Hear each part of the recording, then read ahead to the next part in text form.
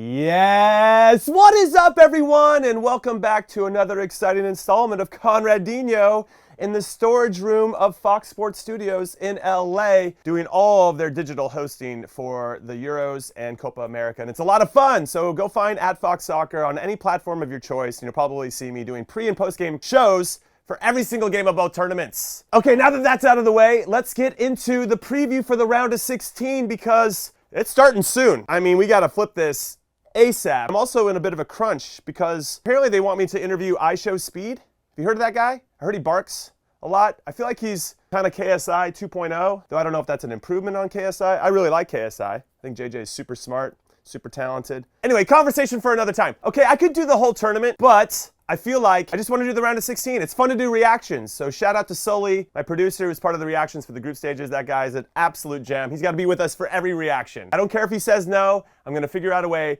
to get him in here. Okay, we haven't actually started with the previews yet. Let's get into the preview. First game up, Spain versus Georgia. Spain, unbelievable. They're the only team in this tournament that won all 3 games. They're the only team in this tournament that has yet to give up a goal. They are absolutely cruising on all cylinders. 5 goals for, 0 against. And then if you look back at what they were doing in qualifying, they had 7 wins out of 8. They had 1 loss that was in Scotland. Shout out to the Scots and the Tartan Army. It was a 2-0 loss at Hampton Park. That aside, they have been excellent under Luis de la Fuente, and obviously their young players are lights out. You got Pedri, Nico Williams has been dynamite. You got Lamine Yamal on the other side. Alvaro Morata's just scoring goals. Like, it's all working. And I just don't know how Georgia, with all due respect, this is their first major tournament, are going to unseat a team that really knows who they are on both sides of the ball. So this is a really, really long way of me saying that I think this is super one-sided to Spain. I think it's going to be a pretty close game. Georgia's got nothing to lose, and they were excellent against Portugal in the last group stage game to find themselves in the round of 16. However,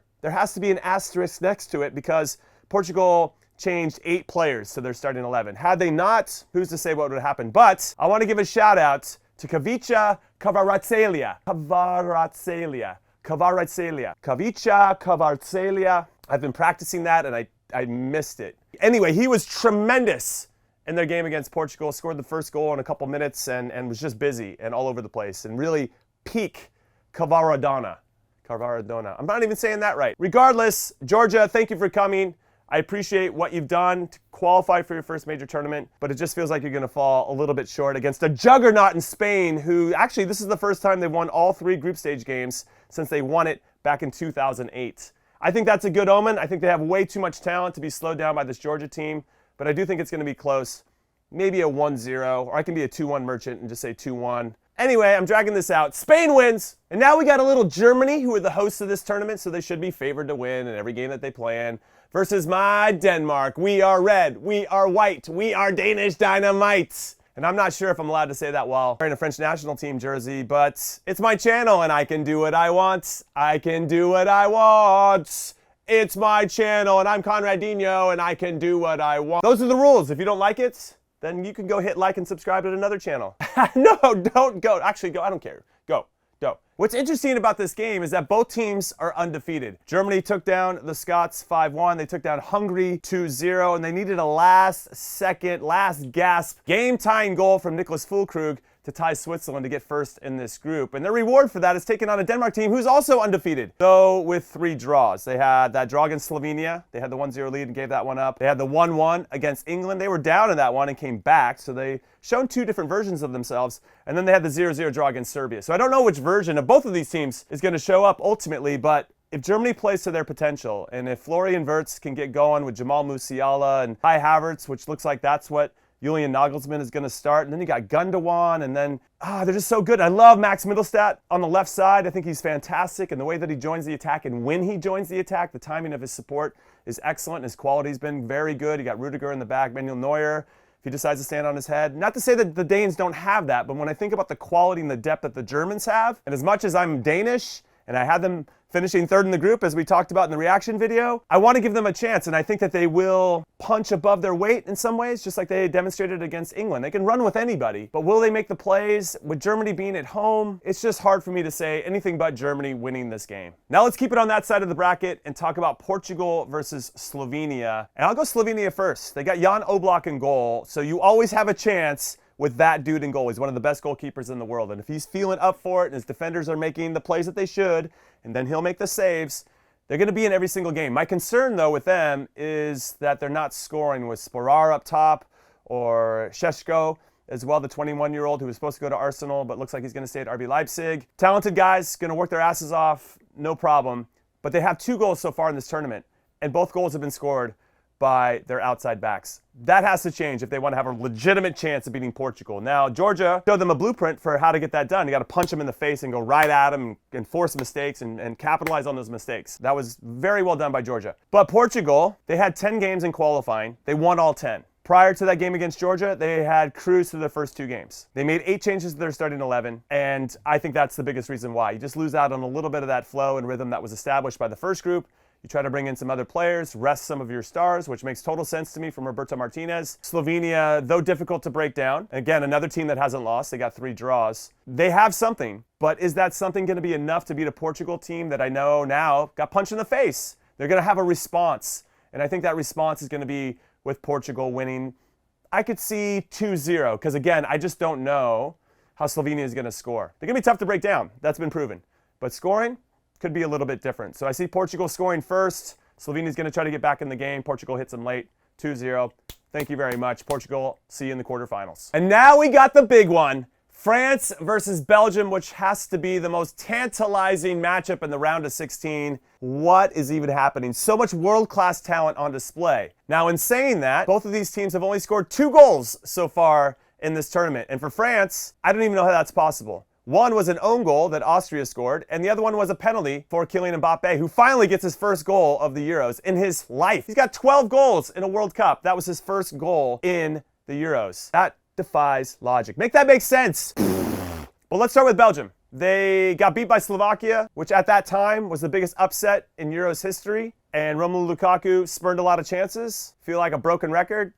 This just seems to happen to them. And then they had a really good performance against Romania. I thought they were solid. Scored the goals that they should. 2-0, nice and complete. And then in their last game against Ukraine, a little nervy in some ways. They looked a little bit nervous. And I know that we've given this moniker of golden generation to Belgium. And there is, obviously. You have some players that have been longtime servants of them. But I think they're on the downslope because in their 4 major tournaments prior to the 2022 World Cup, they had made the quarterfinals or gone farther. And then they get to the 2022 World Cup and they crash out in the group stages. They beat Canada with 1 goal, 1-0, Michy Batshuayi. Shout out to Michy. And then they lose to Croatia and Morocco.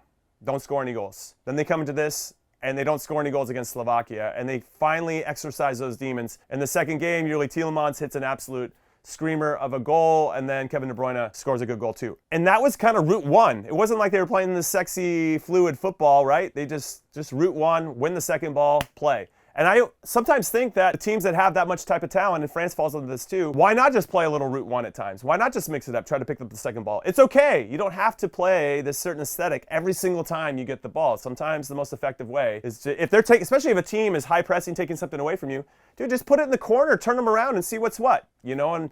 And I think Belgium's second goal against Romania really epitomized that. It was like a goal kick off of a flick. Kevin De Bruyne runs in. Pretty simple and pretty bad defending by Romania, all things considered. But so Belgium has something, and they're going to ask questions of France. But can we talk about N'Golo Kante? I love that guy.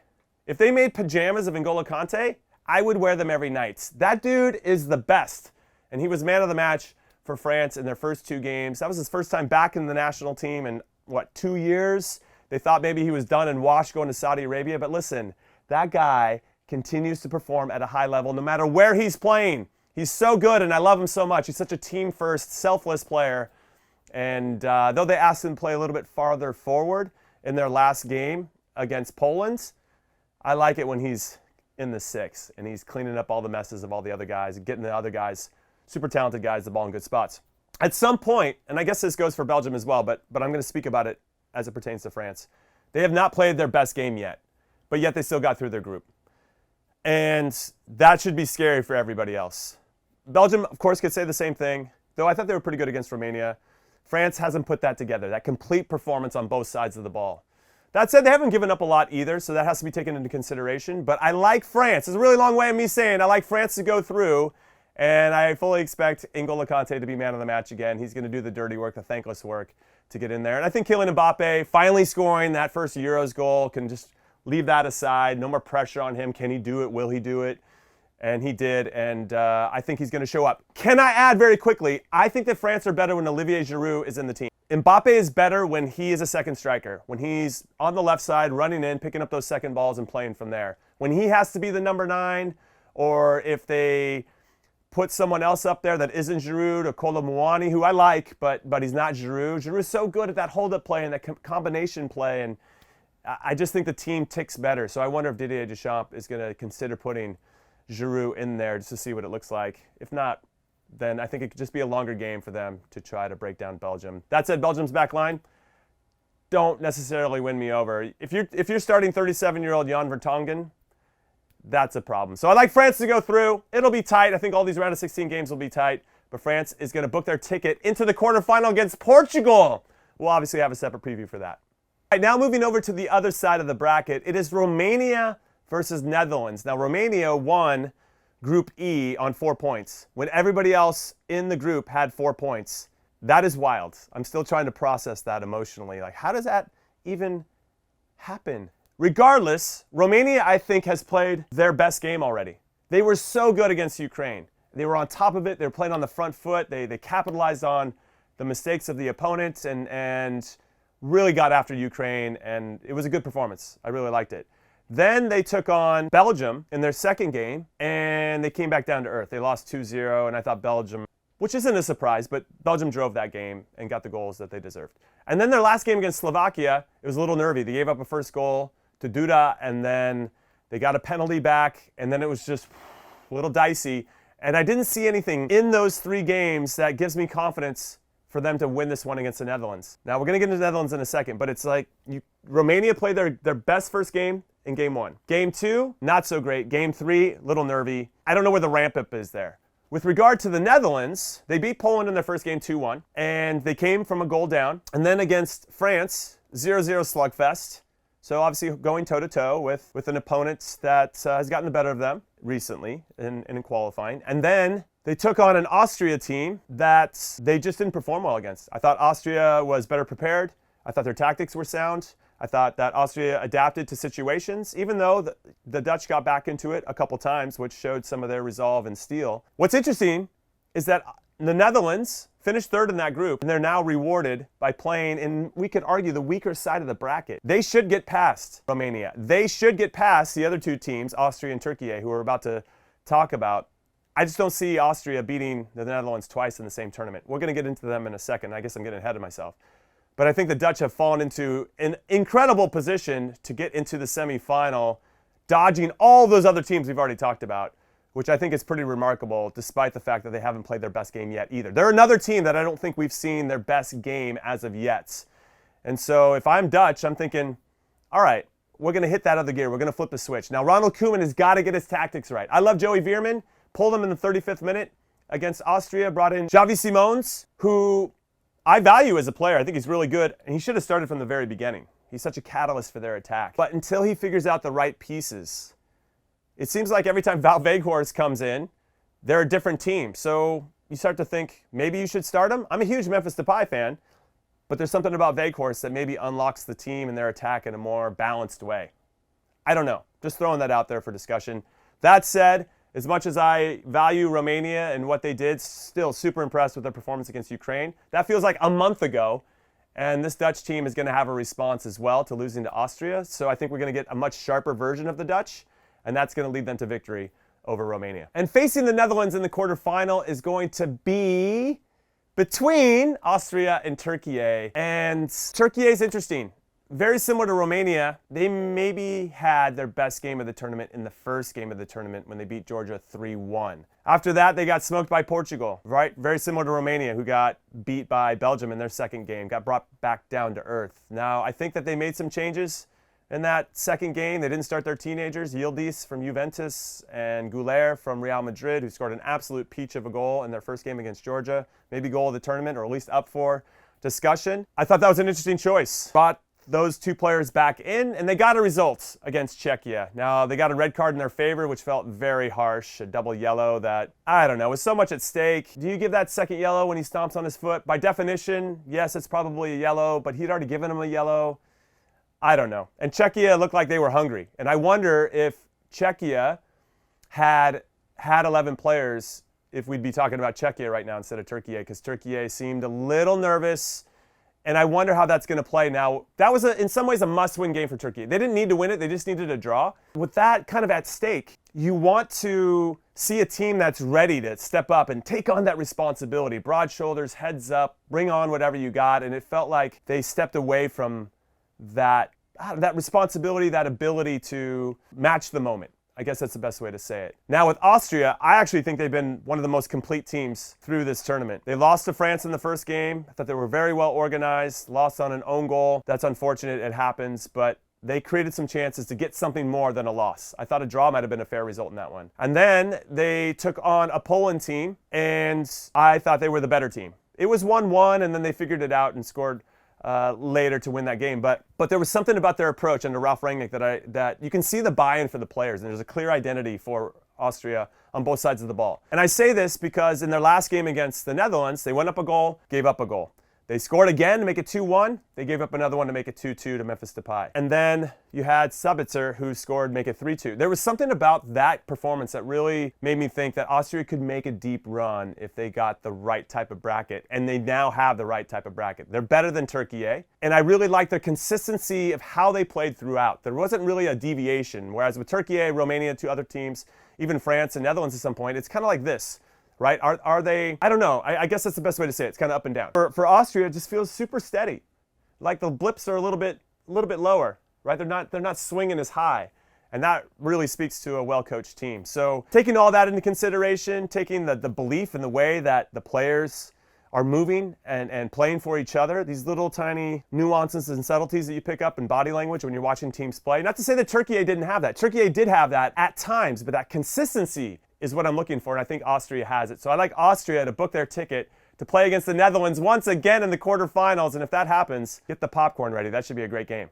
All right, now let's get into the bottom right of the bracket, and England and the Three Lions taking on Slovakia. I'm probably going to go pretty heavy here on the Three Lions. So let's talk about Slovakia first. What I find interesting about Slovakia, who finished on 4 points, is that they scored first in every single game. So they beat Belgium, which was a huge result for them. Super exciting for that country and for those players and the coaching staff. Then they were up on Ukraine 1-0, and Ukraine scored some pretty good goals to get back into that to win 2-1. And then they played Romania and scored first in that as well. And I think we're asking a lot of questions as to can they go on to win that.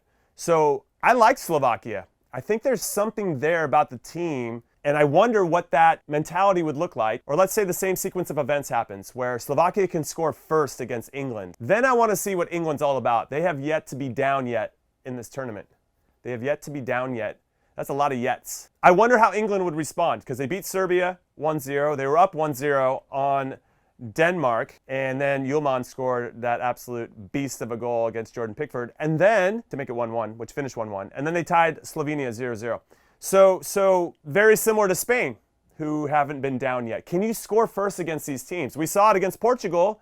Georgia scores first, and all of a sudden, Portugal is in a situation they're not comfortable with. Sure, they can manage it. They've got the players that can manage those situations, but it just gives that other team a little bit of that spark of belief. So Slovakia can score first for the fourth consecutive game in this tournament. I wonder what England looks like. Now, I say this, England have been excellent on the defensive side of the ball. They are so good on that side of the ball. Have clear ideas of how they want to play, where they want to trap, how they want to press, where their line is. Everything looks great on that. I really don't have anything to say. No notes. 10-10, no notes. It's the attacking side where I don't think that Gareth Southgate has figured it out. Even in midfield. He tries Trent Alexander-Arnold, partnering with Declan Rice. Okay, he tries it again. He brings in Conor Gallagher. That's not really working.